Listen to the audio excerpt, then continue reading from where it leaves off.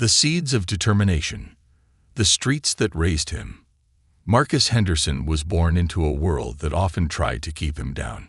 Growing up in the gritty neighborhoods on the edge of downtown, where the hum of traffic was drowned out by the blare of sirens and the occasional pop of a gunshot, Marcus learned young that life wasn't fair. From a young age, he observed the cycles of poverty and crime that consumed people he cared about, and he understood how the world saw him. A statistic, another black child in a low-income neighborhood. But he always felt there was more he could become, a greater purpose he could serve if he could only break free from the invisible chains that seemed to grip everyone around him.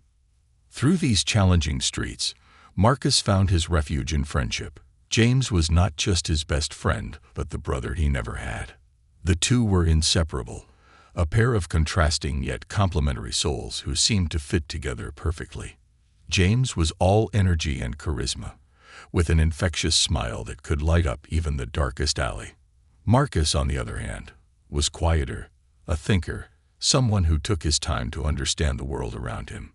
Together, they made plans for a future far beyond the boundaries of their neighborhood, dreaming of escaping the hardships that surrounded them and changing the world for others who struggled like they did. The pact that defined their youth. One summer evening, when they were both 14, Marcus and James sat on the roof of an abandoned building, a spot they had claimed as their own.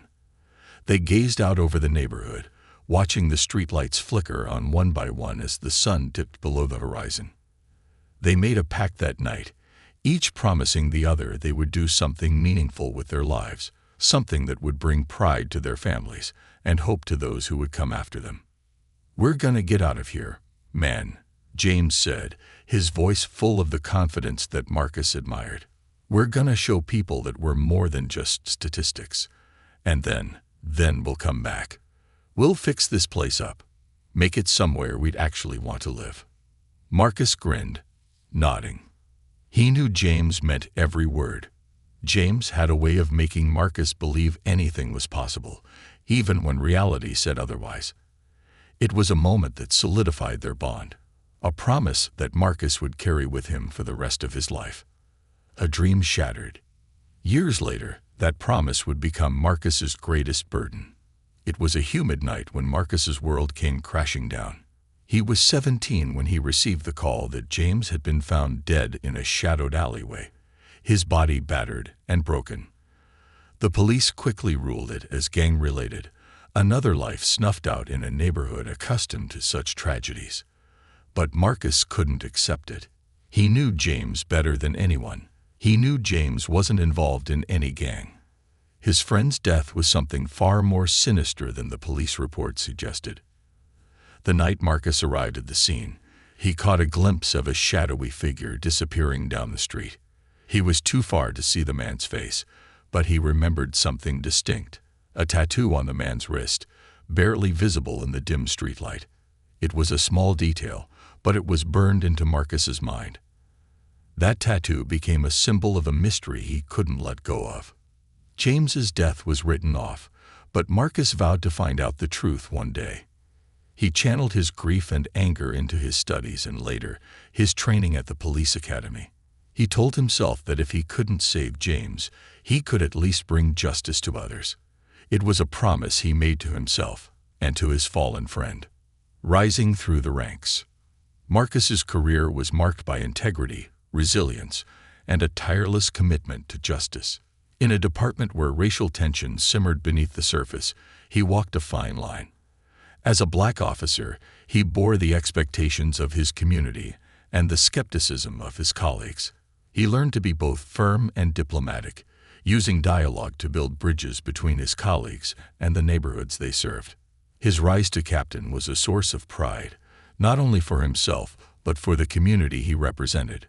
For many, Marcus was a symbol of hope, a reminder that someone who understood their struggles was in a position of authority. However, as he climbed the ranks, he faced resistance from some of his colleagues who were less open-minded. Among them was Sergeant Rick Thompson, a white officer known for his disdainful attitude towards people of color. Rick was everything Marcus wasn't. Where Marcus saw an opportunity for justice, Rick saw power. Where Marcus used respect to guide his approach, Rick relied on intimidation and force. Their encounters were frequent and tense, but Marcus kept his cool, knowing he had to pick his battles carefully. Yet he couldn't shake the feeling that Rick's disdain went deeper than just professional disagreements. It felt personal, even malicious. The community meeting. The tension between Marcus and Rick was never more apparent than during a community meeting in a neighborhood with a history of strained relations with the police. The atmosphere was tense, and Marcus knew his presence there was crucial. He wanted to bridge the divide, to show the people that someone in the department genuinely cared about their concerns. His speech was prepared, focusing on mutual respect, trust, and the importance of accountability. He knew he was walking into a difficult crowd, but he felt confident in his message. Just before he left for the meeting, he clipped his badge to his belt. Dressed casually without his uniform, he wanted people to see him as one of them, not just as an officer. He knew the badge would serve as a reminder of his position, but he hoped that his words would show them his heart. The traffic stop. Driving through the streets that had once felt like a cage, Marcus felt a strange mix of nostalgia and determination. He was just a few blocks from the community center when he noticed flashing red and blue lights in his rearview mirror. Confused, he pulled over, wondering if this was some sort of misunderstanding. But as he looked closer, he saw who was behind him. Rick Thompson. Marcus's heart sank. He knew this wasn't a routine stop. He glanced at his badge, clipped to his belt, and then back at Rick approaching with a menacing stride.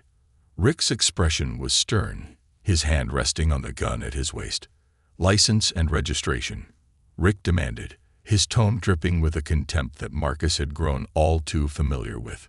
Marcus calmly explained who he was, reminding Rick of his position as captain.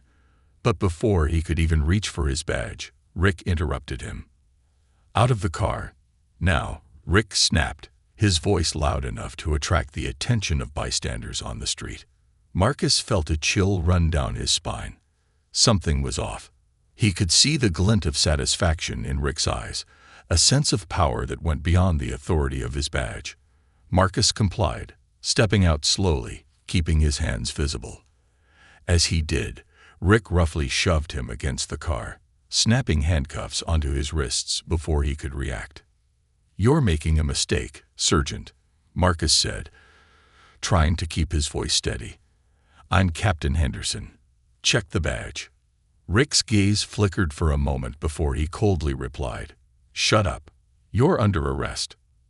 As Marcus sat in the back of the patrol car, struggling to process what was happening, he noticed something that made his blood run cold. When Rick adjusted the steering wheel, his shirt sleeve rode up, revealing a familiar tattoo on his wrist. The same tattoo Marcus had seen years ago on the man fleeing the scene of James's murder. Everything came rushing back. The promise, the tattoo, and the man who had taken James from him. Marcus's mind reeled as the pieces fell into place. The arrest was no accident. Rick had orchestrated this. In that moment, Marcus knew he was in danger, but he was also closer to the truth than he had ever been. He would have to play this carefully, staying calm, thinking fast, and finding a way to outsmart a man who would do anything to keep his secrets buried. Confronting the shadows. A prisoner in the backseat. The realization hit Marcus like a punch to the gut. Rick Thompson wasn't just a rogue officer. He might be connected to James's murder all those years ago. As Marcus sat handcuffed in the backseat of the patrol car, the weight of his situation settled over him like a dark cloud. He was vulnerable, trapped, and held hostage by a man who appeared willing to do whatever it took to keep his secrets buried. Marcus's mind raced, grappling with the sudden shift from respected captain to captive. He knew he had to tread carefully. Rick was a seasoned officer with a history of bending the rules, especially when it came to people of color. Marcus had hoped that his presence as a captain might have tempered some of Rick's worst tendencies, but the disdain in Rick's eyes suggested otherwise. Rick had no intention of letting Marcus walk away from this, not with the knowledge he held now. He would need a plan, and fast. Rick's arrogance. As they drove, Rick maintained an uncomfortable silence, occasionally glancing at Marcus in the rearview mirror with a smirk that revealed his sense of power. Marcus felt his anger simmer beneath the surface, but he forced himself to remain calm, counting each breath. Rick had made a mistake by showing him that tattoo, a mistake that Marcus could use to his advantage if he played his cards right.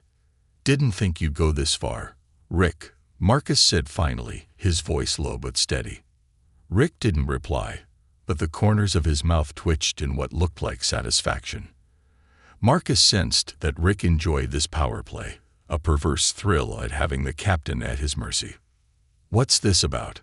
Marcus pressed, watching Rick's face for any reaction. "You're arresting a police captain without cause. Think that's going to look good on your record?" Rick let out a low, humorless chuckle. "You think anyone's going to believe you over me? You're out of your depth, Captain. Just sit back and enjoy the ride. A plan begins to form." Marcus took a deep breath, weighing his options.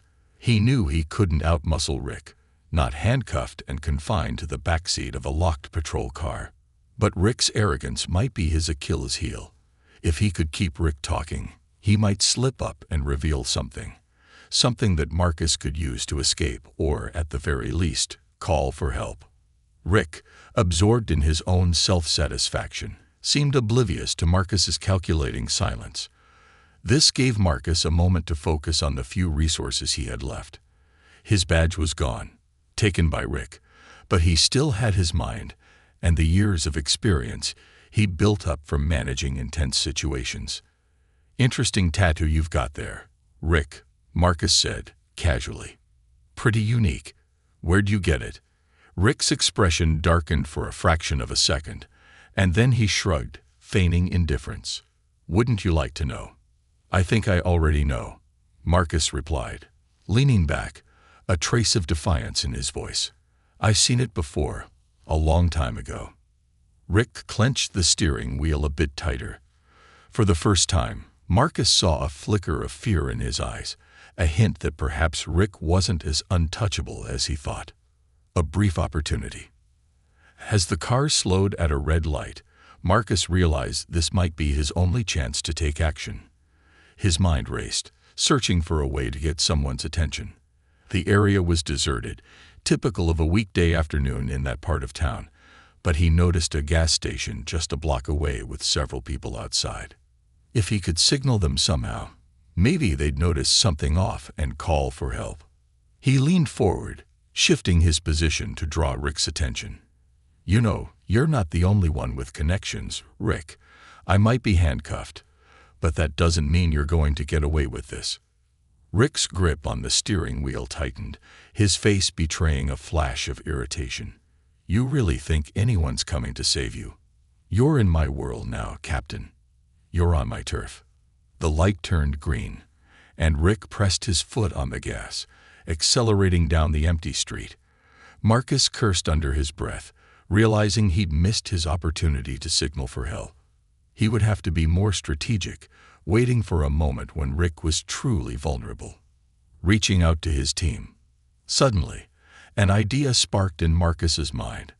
His phone was gone, confiscated by Rick, but he knew a few of his trusted colleagues were likely searching for him by now. He always checked in with his team before heading out for any community meeting, and his unexpected absence would raise alarm bells. If they could track his vehicle, they might be able to intervene before Rick took him somewhere too isolated. But he needed more time, and he needed to keep Rick distracted. Taking a deep breath, he decided to prod Rick further, hoping to get him talking. "So, Rick, how long were you planning this?" Marcus asked, keeping his tone conversational. "I mean, you must have known that a stunt like this wouldn't go unnoticed. People are going to come looking for me. You can't hide this." Rick scoffed, his arrogance reappearing. "You think anyone's really going to care about a black cop who went rogue? Face it, Captain, you're alone. And if you know what's good for you, you'll stop asking questions." The dark road ahead. The streets grew narrower as Rick drove into an industrial part of town, a stretch of warehouses and abandoned lots that few ventured into during the day, let alone at night. Marcus felt a pang of unease. He had to act soon. Rick was isolating him, taking him somewhere no one would stumble upon them by accident. It was a deliberate choice, a place where, if something happened, no one would hear or see a thing. Marcus scanned the surroundings, hoping for a glimmer of opportunity. He recalled his training, grounding himself in the knowledge that every situation had a weakness, a way to tip the scales if you could spot it. His mind drifted back to a recent case he'd handled, a hostage situation where the victim had stayed calm and used their environment to escape. The lesson was clear: stay calm, stay observant, and wait for the right moment. A glimpse of humanity.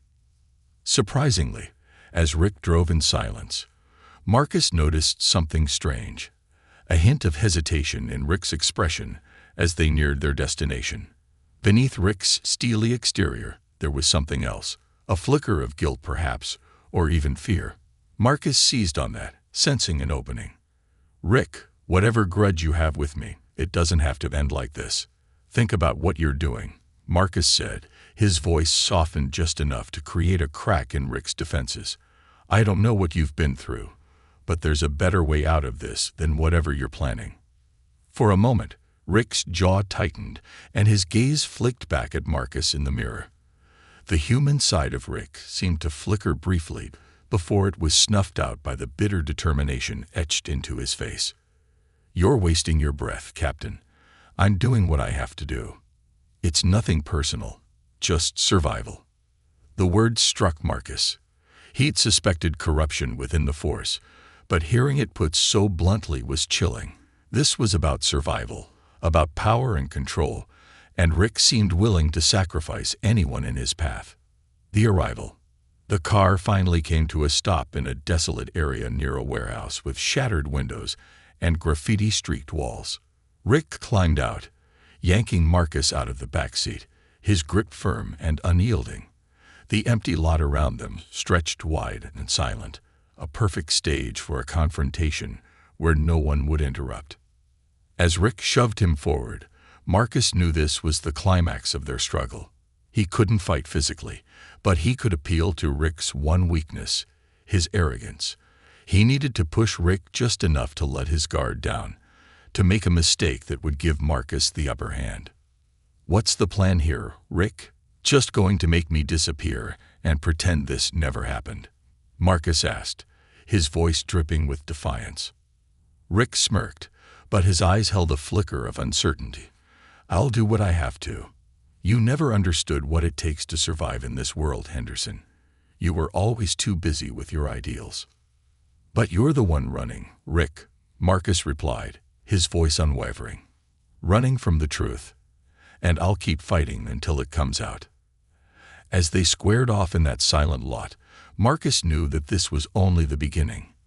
He was closer than ever to the truth about James's death, and he wouldn't let Rick get the last word. A calculated move, the standoff in the warehouse lot. As the silent tension enveloped them, Marcus knew that he was inching closer to the answers he'd sought for so many years. But he was also facing a man who held all the immediate power. The gray, graffiti-marked warehouse behind them loomed large, each broken window a silent witness to the standoff between two officers whose paths were as different as night and day.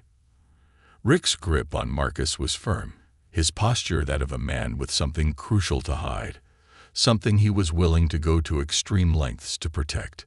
The realization that Rick might be directly involved in James's death had rattled Marcus, but he forced himself to stay calm. He had spent years honing the art of negotiation, of reading people under pressure, and of finding vulnerabilities in their armor. Rick was no exception. Marcus just needed to keep him talking, to unravel Rick's guard, one word at a time. "What is it, Rick?" Marcus asked, his voice calm but unyielding. "Why go to these lengths?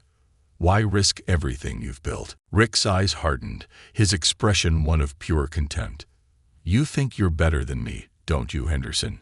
You think your precious morals make you some kind of hero, but you're just a cog in a broken system, same as the rest of us. Some of us are just smart enough to see the truth." Marcus watched him carefully, noting the way Rick's face twisted with bitterness and resentment. Here was a man who had perhaps started with good intentions, only to let the darkness of the job consume him over time. But as much as Marcus wanted to understand Rick's motivations, he had to keep his own survival at the forefront of his mind. A glimpse into Rick's past. Rick began pacing, his hand still hovering close to his holster. He seemed almost lost in thought, his eyes distant as though reliving memories that weighed heavily on his mind. Marcus seized the moment to draw Rick into conversation, hoping to piece together a narrative that could give him leverage. "Let me guess, Rick, you started this job because you wanted to make a difference too. But somewhere along the way, things got complicated. You took shortcuts, got tangled up in the mess, and now you're stuck," Marcus said, keeping his tone neutral, almost sympathetic. Rick let out a derisive laugh. "Complicated? You have no idea. This job, it shows you who people really are. It makes you realize that rules don't mean anything out there. You don't survive by following rules, Henderson. You survive by doing what needs to be done. Something you would never understand." Marcus nodded slowly, allowing Rick's words to sink in. He could see Rick's defenses crumbling just a bit, the tough facade peeling back to reveal a man driven by fear and desperation. For a brief moment, Marcus thought he saw a glimmer of humanity, of the man Rick could have been, had he not let his worst impulses take control. "So you justify everything, every line you've crossed, every choice you've made, as just survival," Marcus said, his voice barely a whisper, "even if it means silencing people who threaten to expose the truth." Rick's eyes darkened, and he took a step closer to Marcus, his body rigid with anger. "You don't get it. I did what I had to do. I didn't have a choice. None of us do." A critical discovery. At that moment, Marcus's mind raced. Rick's cryptic statements were alluding to something much bigger than a mere personal vendetta. It sounded like he was part of something larger, a web of corruption that extended far beyond this encounter. Marcus's heart pounded as he realized that James's death might not have been an isolated incident. Perhaps Rick's actions were part of a larger conspiracy, one that Marcus was only beginning to glimpse. "I do get it, Rick," Marcus replied, his tone shifting to one of authority. "I know exactly what kind of man you are. And I'm not scared of you." Rick's eyes narrowed, and for the first time, Marcus saw a hint of uncertainty in his expression. He knew he was close to breaking through Rick's defenses, but he had to be cautious. One wrong move could cost him everything. As Marcus continued to hold Rick's gaze, he noticed something in the distance, a figure moving cautiously toward the edge of the lot. It was subtle, almost imperceptible, but Marcus's instincts kicked in. He couldn't let Rick see that someone was watching. If he did, any chance of rescue would be gone. Rick took a step back, seemingly caught off guard by Marcus's unflinching resolve. "You think you're tough, don't you?" he sneered. "But I've seen tougher men than you fall apart." A silent ally. Without breaking eye contact, Marcus shifted his weight subtly, trying to keep his posture relaxed. He was stalling, hoping that whoever was approaching would recognize the gravity of the situation and call for backup. But he couldn't count on help just yet. He had to keep Rick focused on him. "So this is who you've become, Rick. A man who silences others to protect his own skin. Tell me, do you even remember what it felt like to be on the right side of the law?" Marcus's words were laced with disappointment, hoping to strike a chord within Rick that might force him to hesitate, if only for a second. The insult seemed to hit a nerve. Rick's jaw tightened, and his face contorted with fury. "You think you can just talk your way out of this?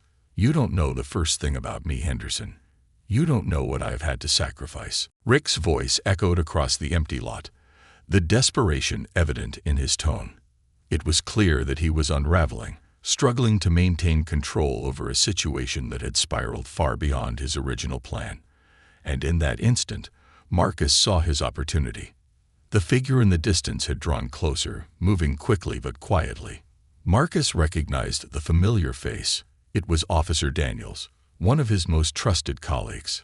Marcus had called him earlier in the day, giving him the details of the community meeting, and Daniels must have noticed his prolonged absence. Relief washed over Marcus, but he kept his expression neutral, not wanting to alert Rick. Turning the tables. Taking a deep breath, Marcus locked eyes with Rick, preparing for the final push. The truth is going to come out, Rick. No matter what you do, you can't stop it. People know who you are, and they'll be coming for you. You're not as untouchable as you think. Rick scoffed, but Marcus saw the fear flickering in his eyes. For the first time, Rick seemed to recognize that his actions were catching up with him, that his tightly woven web of lies was beginning to unravel. And then, in a move that took Rick by surprise, Marcus dropped to the ground, rolling quickly to his side to put distance between them. Rick reached for his gun, but before he could aim, Officer Daniels stepped into view, his weapon drawn. "Freeze! Drop your weapon!" "Rick!" Daniels shouted, his voice steady but laced with urgency. Rick froze, his eyes darting between Marcus and Daniels, calculating his next move. Marcus remained on the ground, his heart pounding as he watched Rick's every twitch, ready to react if necessary. He could see the desperation in Rick's face, the realization that his carefully maintained facade was about to crumble. "Don't make this harder than it has to be, Rick," Marcus said, his voice calm but commanding. "You're done. There's no way out." Rick's hand hovered near his gun for a long, tense moment, but then his shoulders slumped in defeat. He let his hand fall to his side, his expression one of resignation. Daniels approached cautiously, his gun still trained on Rick as he signaled for backup. Within minutes, more officers arrived, surrounding Rick and ensuring he was securely taken into custody. Marcus, still handcuffed, watched in silence as Rick was led away, his head bowed, his once arrogant demeanor now stripped bare. Piecing it together. As Daniels helped him to his feet and removed the handcuffs, Marcus felt a mix of emotions: relief, exhaustion, and a simmering anger that he knew would take time to dissipate. James's death had haunted him for years, but now he was closer than ever to the truth. Rick's arrest was only the beginning. Marcus was determined to uncover the full extent of the conspiracy that had cost his best friend his life. "Captain, are you okay?" Daniels asked, concern evident in his eyes. Marcus nodded, his gaze fixed on the spot where Rick had been moments before. "Yeah, I'm okay. But this isn't over. We've got work to do." As they headed back to the precinct, Marcus's mind raced with questions. How deep did Rick's corruption go? Who else was involved? And most importantly, will he finally be able to bring justice for James? This wasn't the ending he had expected, but it was a new beginning. A chance to peel back the layers of deception and finally expose the truth. And Marcus knew that he would pursue it with every ounce of strength he had. A web of deception. The investigation begins. Back at the precinct, Marcus sat alone in his office, the weight of the day's events pressing heavily on him. The quiet hum of the precinct at night was a stark contrast to the tension he had faced only hours earlier. He had narrowly escaped Rick's clutches, but he knew that his ordeal was far from over. Rick's arrest had opened the door to a world of corruption that had long simmered below the surface of his department. Marcus was determined to find the answers he'd spent years searching for. Answers about James's death and about the pervasive rot within the force. With a deep breath, he spread a series of case files across his desk. Each file represented an unsolved case, many involving people from the same low-income neighborhoods he had grown up in, each with details that felt eerily familiar to James's case. Victims whose stories had been erased, justice delayed or denied, and evidence that had mysteriously gone missing. The cases had always troubled him, and now he began to see a pattern. The thought was both chilling and infuriating. The first thread, tracing Rick's connections. Marcus knew that Rick couldn't have acted alone. His involvement in James's death suggested ties to something larger, a network of officers willing to silence anyone who posed a threat to their power. To expose this network, Marcus would need to trace Rick's connections throughout the department, following any clues that could point to allies and accomplices. He started by combing through Rick's record, looking for patterns in his assignments, the people he'd worked closely with, and any incidents he had been involved in. Rick had a history of complaints against him, allegations of excessive force, racial profiling, and intimidation, but each complaint had been dismissed with minimal investigation. Marcus felt a surge of anger as he realized how many people must have been silenced or ignored to protect Rick's reputation. Among Rick's closest associates, one name stood out: Lieutenant Carl Hastings. Hastings had been in the force even longer than Rick, and was known for his influence over some of the younger officers. Marcus had always found Hastings' manner unnerving. He was charming and polite on the surface, but there was a quiet menace to him that had made Marcus wary. Rick and Hastings had worked together on numerous cases, including several that involved unresolved complaints from civilians. Marcus jotted down Hastings' name, noting a few other officers who had frequently appeared on cases with both Rick and Hastings. He needed to proceed carefully, knowing that any misstep could alert them to his investigation. Reopening James's case. The first step in his plan was to officially reopen James's case, which he could now justify due to Rick's arrest. He called his superior, Chief Andrews, a man Marcus had long respected, but now viewed with a certain wariness, uncertain of who he could trust. After a brief conversation, Marcus explained his suspicion that James's case had been mishandled. "Chief, I believe there's more to James's death than the initial investigation uncovered. I'm requesting permission to reopen the case and conduct a thorough review," Marcus said, choosing his words carefully. Chief Andrews was silent for a moment, then sighed. "Marcus, James's case has been closed for over a decade. Do you really think there's something there that everyone missed?" "I'm certain of it," Marcus replied, his voice resolute. "And now, with Rick in custody, I believe we have a unique opportunity to get to the truth." The chief hesitated, but eventually relented. "Fine, Henderson, but keep it discreet. We don't need unnecessary attention until we have something concrete." Marcus hung up, a small surge of triumph filling him. He was officially back on the case that had haunted him for so long. The promise he had made to James now felt within reach. A hidden archive. That evening, Marcus returned to the records room, a cramped, dimly lit space filled with dusty file cabinets and neglected boxes. It was a place few officers ventured into, preferring the convenience of the digital records stored in the main database. But Marcus knew that some of the older, more sensitive cases were often filed away in physical archives, especially ones that involved officers who had become liabilities. After an hour of searching, Marcus came across a box labeled "Cold Cases, Unsolved Homicides." Inside, he found James's case file. Untouched for years, the edges of the manila folder slightly frayed. As he flipped through the pages, his heart raced with anticipation and dread. Here were the crime scene photos, the coroner's report, and statements from witnesses. It was all too familiar, and yet this time, Marcus saw the gaps in the investigation with startling clarity. One particular detail caught his attention: a witness statement from a man named Leo Carter. Leo had claimed to have seen a man fleeing the scene on the night of James's murder. Marcus remembered Leo as a quiet, unassuming figure from their neighborhood. According to the file, Leo's testimony had been dismissed, citing inconsistencies. Marcus's jaw clenched as he read the dismissive language used by the investigating officers, words that he now recognized as tactics to undermine Leo's credibility.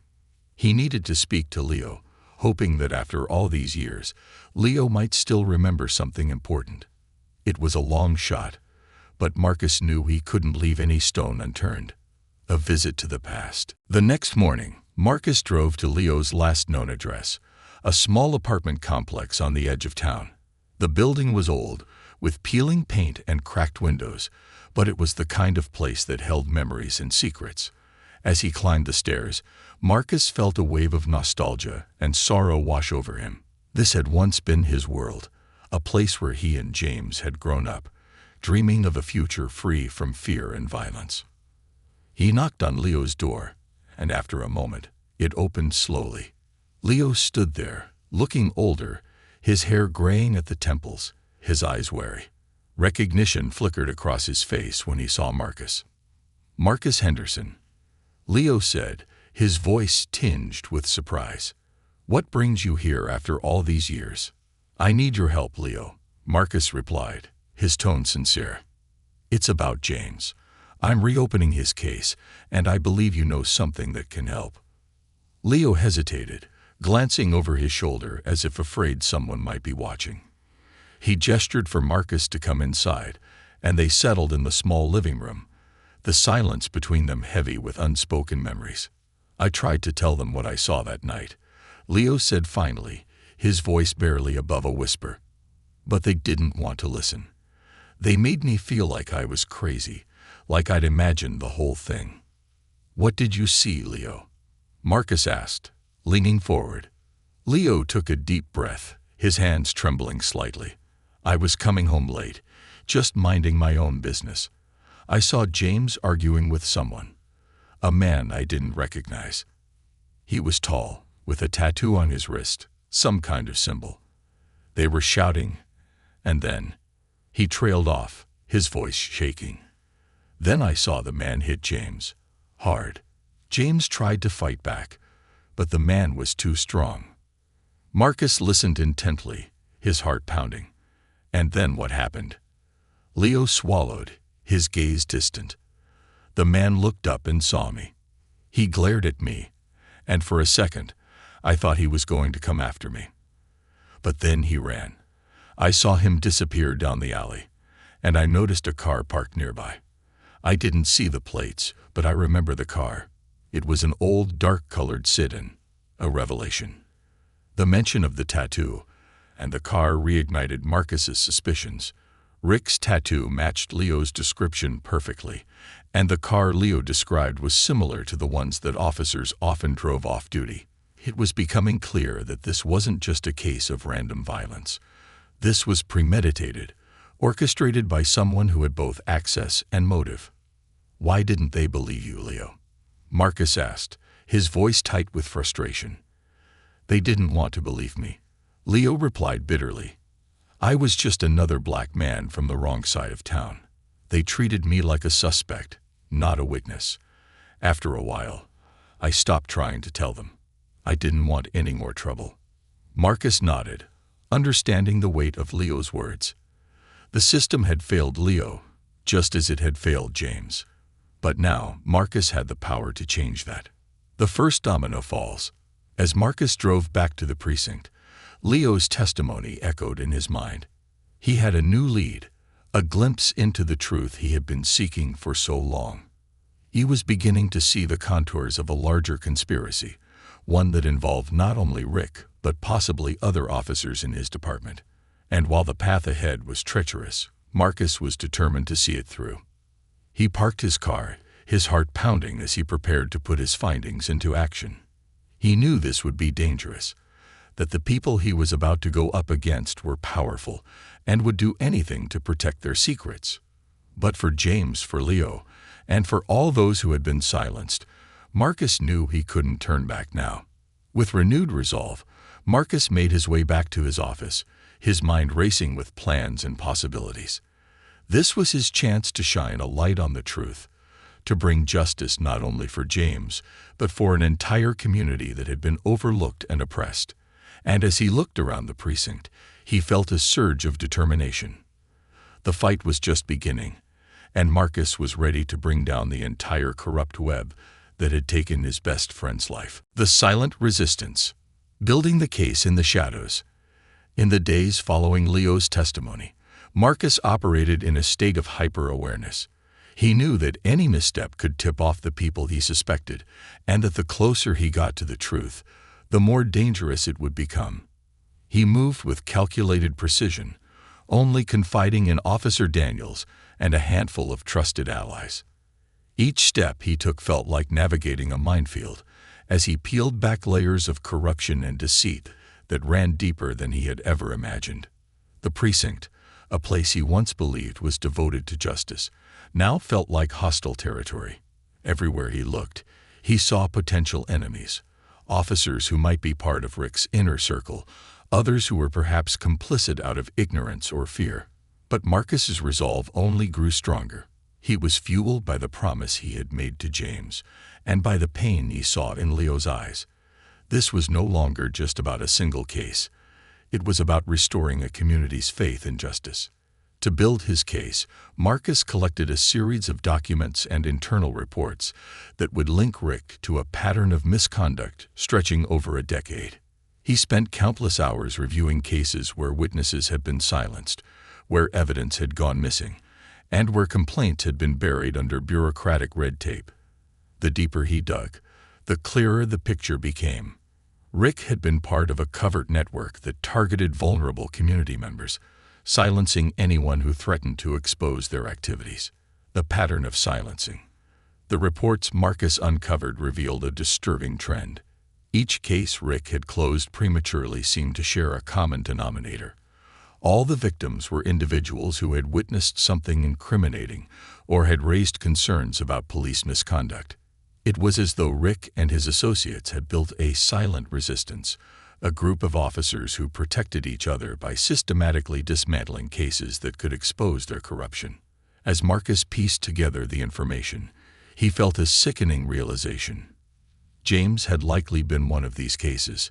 He had been silenced because he saw something he wasn't meant to see, something that Rick and his allies were willing to kill to keep hidden.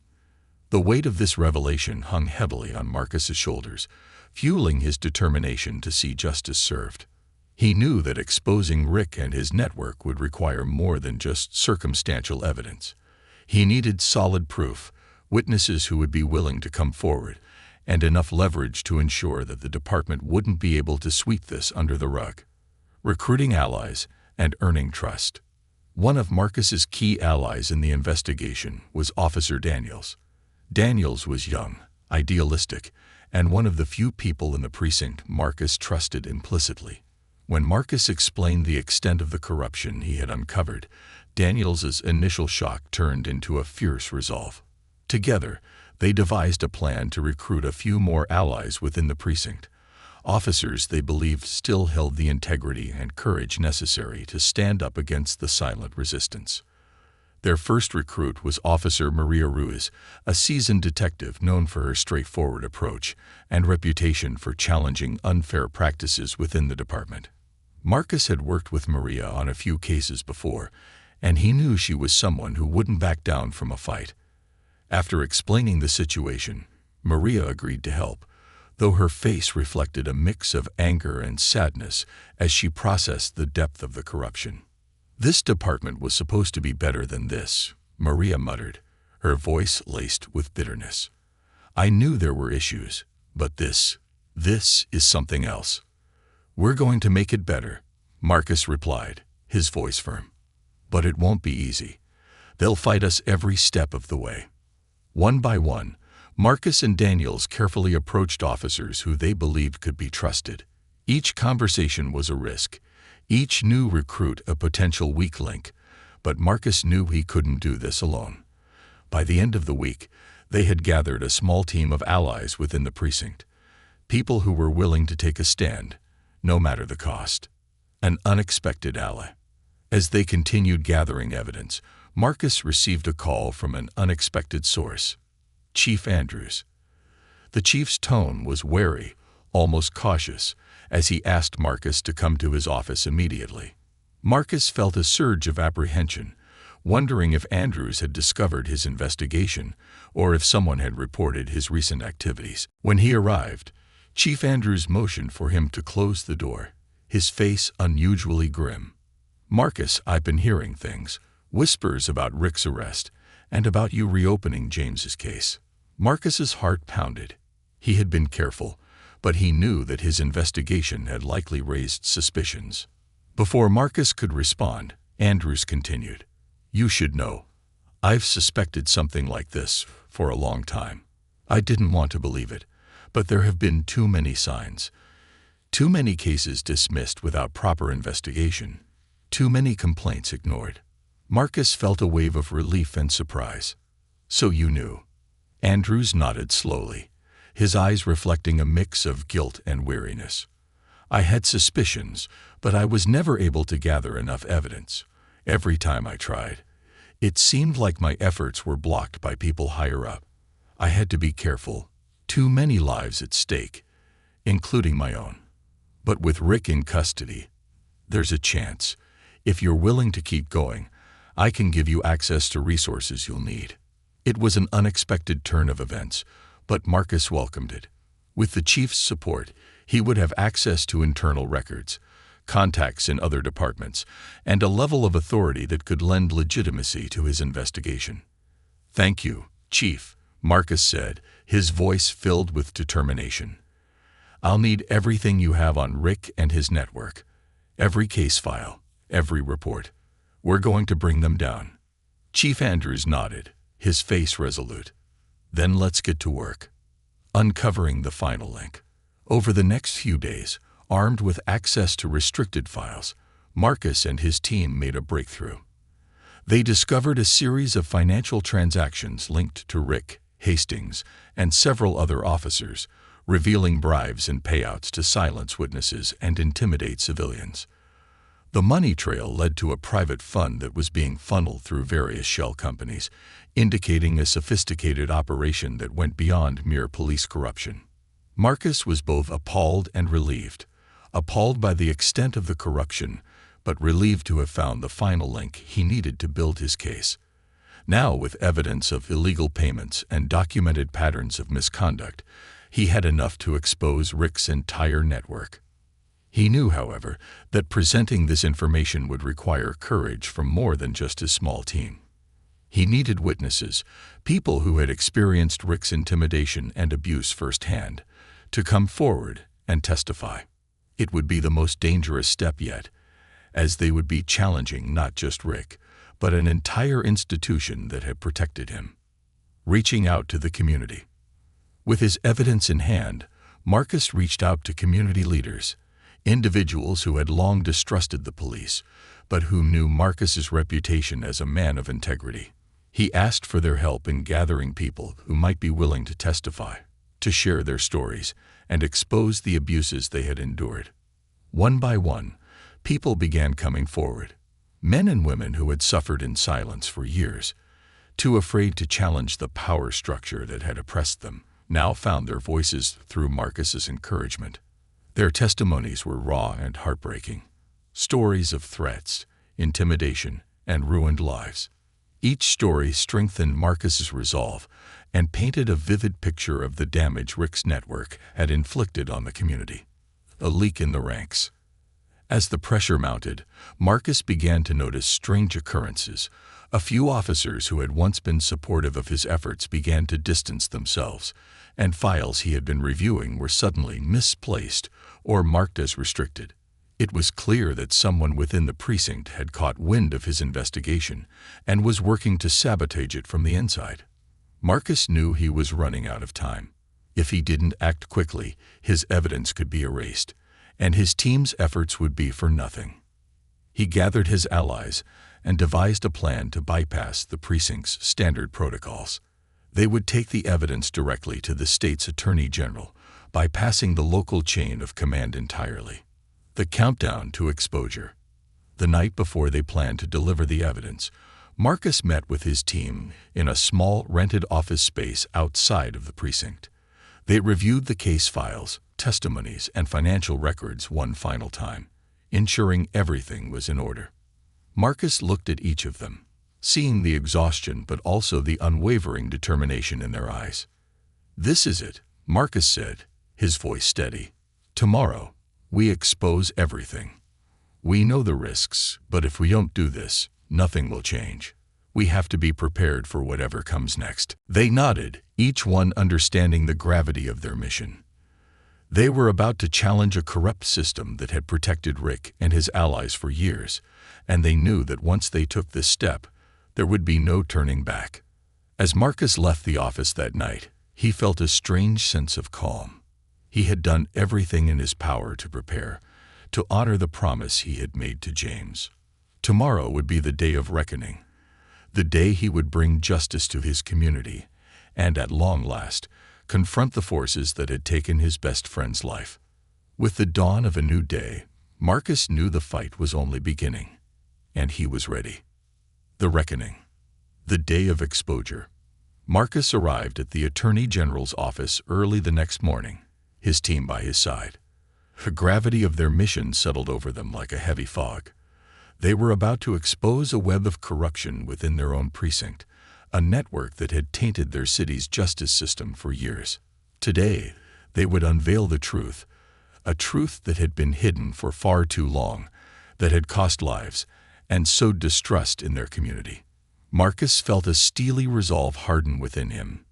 He had made it this far, and he wouldn't back down now. Inside the Attorney General's office, they were escorted to a secure conference room where the AG's team awaited them. Marcus placed the meticulously organized files, testimony transcripts, and financial records on the table. The evidence was all there, a complete map of the deceit and abuse Rick and his associates had woven. The Attorney General, a formidable woman with a reputation for pursuing justice without compromise, looked over the documents with an intensity that matched Marcus's. After a long silence, she met his gaze. "Captain Henderson, what you're bringing to us is monumental. If this evidence holds, it could lead to a full investigation and prosecution of several high-ranking officers in your precinct. This won't be easy, and they'll fight back with everything they have. Are you and your team prepared for the fallout?" Marcus nodded without hesitation. "We've been preparing for this for years, whether we knew it or not. We're ready to do whatever it takes." The Attorney General gave a curt nod, respect evident in her gaze. "Then let's get to work." The arrests begin. Within hours, arrest warrants were issued for Rick, Hastings, and several other officers linked to the corrupt network. As Marcus watched, agents from the AG's office moved with precision, entering the precinct with a quiet intensity that commanded attention. The officers who had protected Rick for years now looked on in stunned silence as he was led away in handcuffs, his face a mix of rage and disbelief. Hastings and others followed, their arrogance replaced by the crushing realization that they could no longer hide behind their badges. For Marcus, it was a moment of vindication, a painful yet deeply satisfying conclusion to a battle he had been fighting since the night James was killed. But it wasn't just about personal vengeance. It was about sending a message to every officer, every civilian, and every community member who had suffered under the weight of corruption. Justice was finally being served. The aftermath. A community's wounds laid bare. In the days that followed, the city was shaken by the scandal. The press reported extensively on the investigation, detailing the testimonies of those who had come forward and exposing the systemic corruption that had plagued the precinct.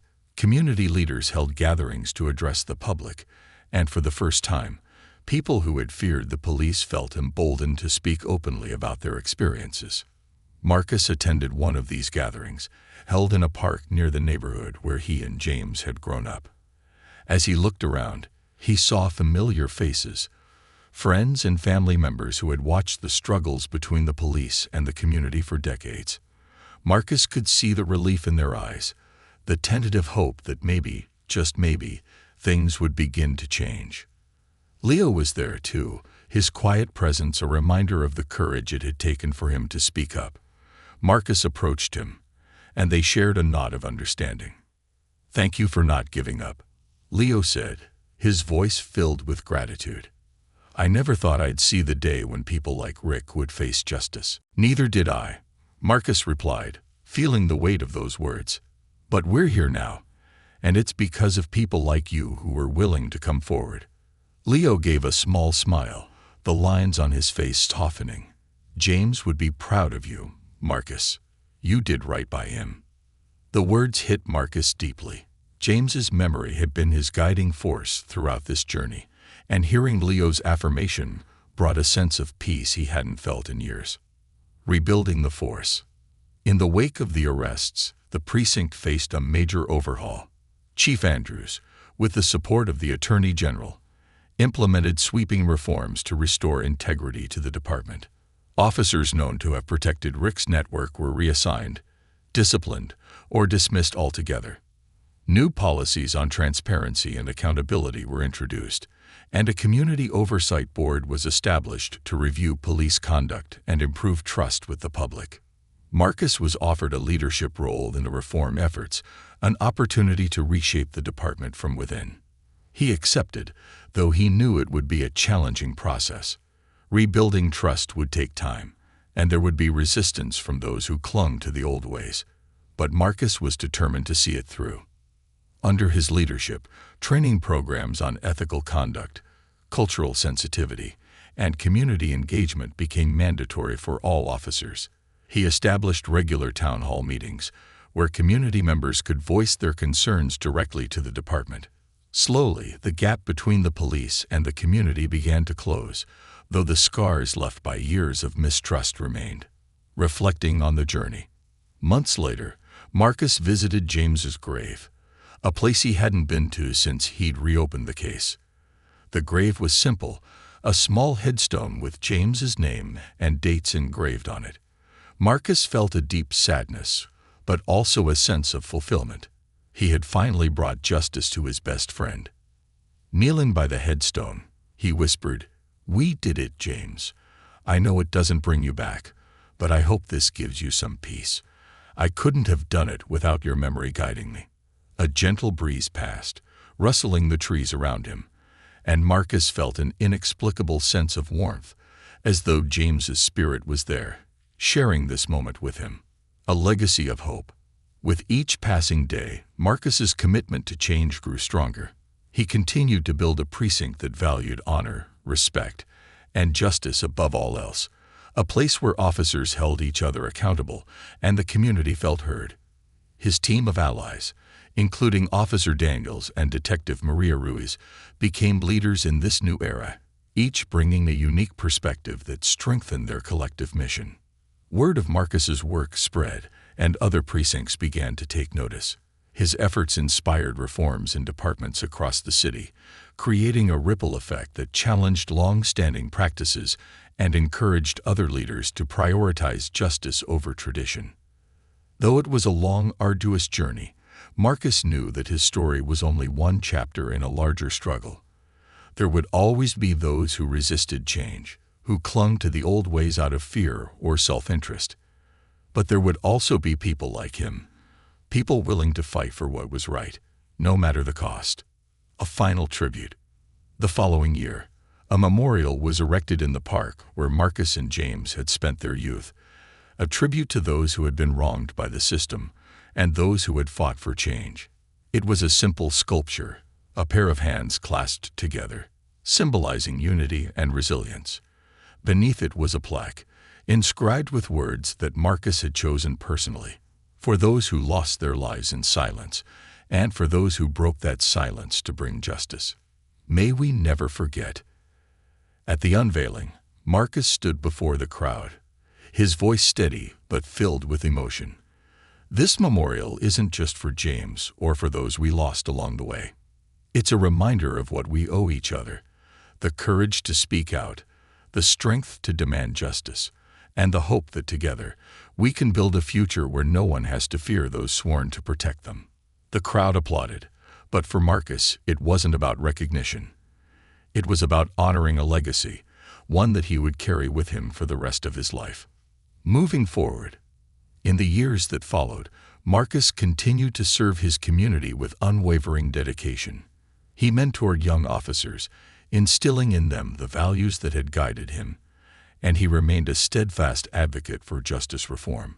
Though he had faced unimaginable challenges, he had come out on the other side with a renewed sense of purpose. And while he knew that the fight for justice would never truly end, he took comfort in knowing that he had honored his promise to James, to Leo, and to every person who had suffered in silence. He had turned his pain into action, transforming a tragedy into a catalyst for change. As he walked through the precinct each day, greeted by the faces of officers and civilians who looked to him for guidance, Marcus felt a quiet pride. His journey had been long and filled with hardship, but it had led him to a place where he could make a real difference. In the end, Marcus Henderson became not just a captain, but a symbol of resilience, of hope, and of the power one person can have to change the course of an entire community. And through it all, he never forgot the promise he had made to James, to fight for justice, to protect the vulnerable, and to honor the memory of those who had been taken too soon. Marcus's legacy became a beacon for others, a reminder that even in the darkest times, the pursuit of justice could light the way forward.